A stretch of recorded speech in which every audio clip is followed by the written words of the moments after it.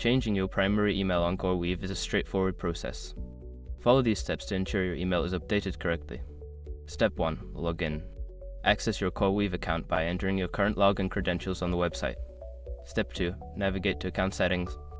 Once logged in, locate the Account Settings option, usually found in the top right corner of the dashboard. Click on it to open your account management options. Step 3. Select Email Preferences. Don't continue before doing this. A lot of online accounts end up exposed in breaches without people even realizing it.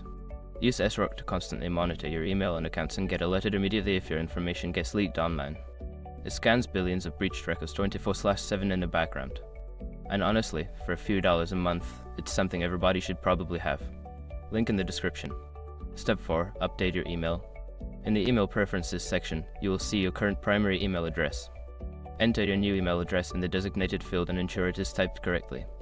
Step 5. Save changes. After entering your new email, look for a Save or Update button at the bottom of the page. Click it to confirm the changes and ensure your new email is set as the primary contact. Once you have completed these steps, you should receive a confirmation email at your new address. Make sure to check your inbox and follow any additional instructions if necessary.